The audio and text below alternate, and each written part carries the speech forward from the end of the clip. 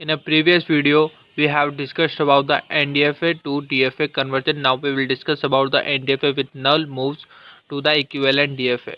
So before to start it, you have to keep in the mind the transition function of NDFA max is q multiply summation start belongs to 2 की power q. Now we discussed we have a three easy step to convert NDFA with null to equivalent DFA. First one step, you have to find out the enclosure, or we can say a null closure. So first one step say you have to find out the null closure q. Second one step, after the find out of enclosure, you have to obtain the transition function of each input moves q comma a, or we can say the enclosure move q comma a. It means the next state from state q on a input a, and in the final state it obtained from the those sets which have at least one final state of the given NDFA. Let's take an example. हमारा example है जिसको हमें solve करना है, जिसके अंदर मैंने mathematical definition दे रखी है एनडीएफए की. अब यहाँ पर इनिशियल स्टेट मैंने एस लिया है, तो सबसे पहले स्टेप 1 के according I will find out the S that is null closure. मेरी इनिशियल स्टेट है Q0. अब आप देख सकते हो कि Q0 के नियरेस्ट कौन है, एक तो Q1 है, एक Q2 है, और Q0 तो है ही.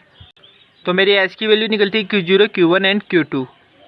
अब स्टेप 2 की ओर मूव ऑन करते हैं अपन, जिसमें ये बताया था कि हमें ट्रांजिशन फंक्शन फाइंड आउट करना है एस का, यानी कि जितने भी अपने वो है इनपुट उसके अकॉर्डिंग, यानी ए और बी के लिए हमें निकालना होगा. अब इसको निकालने के लिए हमें दोबारा एनक्लोजर निकालना है, लेकिन किसका निकालना है वो देख लो.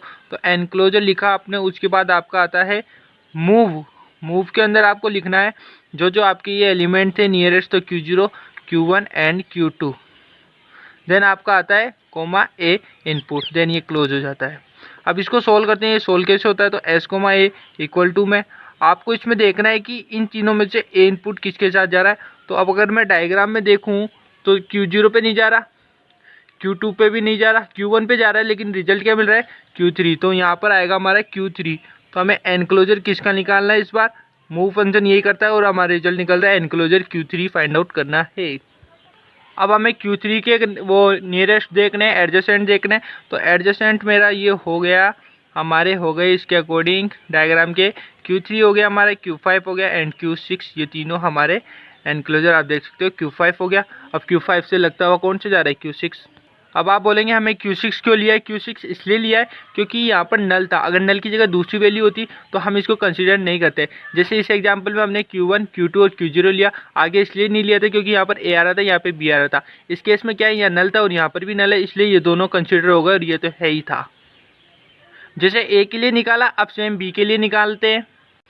बी के लिए देखें तो हमारे यही रिजल्ट निकलता है. अब हमें इस इनपुट बी के लिए हमें इन तीनों के लिए देखना है किसके लिए रन करता है. तो Q2 के लिए रन करता है और Q4 रिजल्ट मिलता है. तो एनक्लोजर Q4 निकालेंगे, इसके according Q4, Q5 and Q6 निकलेगा, क्योंकि यहाँ पे नल है और यहाँ पर भी नल है. अब मेरे इस रिजल्ट को अगर मैं ए बोल दूँ, इसको बी बोल दूँ, तो कोई फ़र्क नहीं पड़ने वाला है. अगर अब मैं इनकी बात करूँ स्टेट टेबल की, तो स्टेट टेबल निकल जाएगी आसानी से. तो ये रही हमारी स्टेट टेबल. अब इसके अंदर देखो ए और बी दो नई स्टेट आई है, इन दोनों के लिए दोबारा से वही सेम प्रोसेस निकालनी होगी, इन्हीं की तरह दोबारा चीज़ परफॉर्म करनी होगी. तो अब मैं ए के लिए ट्रांजिशन फंक्शन निकाल रहा हूँ, तो उसके लिए निकाल रहा हूँ. तो ए कोमा सबसे पहले स्मॉल ए के लिए निकालूंगा, उसका वही फॉर्मूला एनक्लोजर वाला. तो ये रिजल्ट सामने निकलता है क्योंकि ये वैल्यू यहाँ से आई कि ए की वैल्यू क्या थी हमारी, ये थी, तो यहाँ पर आ गई. अब मुझे देखना है कि किसके लिए ए रन होता है. तो अगर मैं डायग्राम में देखूँ क्या क्या वैल्यू है मेरी, Q3, Q5 एंड Q6. तो Q3 के लिए नहीं है, Q5 के लिए ना, Q6 के लिए, तीनों के लिए नहीं है. तो इसका रिजल्ट डायरेक्टली हम बोल सकते हैं कि 5 निकलने वाला है. तो ये हमारा यहाँ पर 5 आ जाता है. इसी प्रकार मैं बी के लिए निकालूंगा सेम. अब मैं अगर इसके लिए बी के लिए भी निकालता हूँ तो बी मेरे को नहीं मिलता है इनपुट के रूप में, तीनों में नल है, तो मेरे केस में ये दोबारा 5 आ जाता है. अब जैसे ए के लिए निकाला, सिमिलरली मुझे बी के लिए भी निकालना होगा.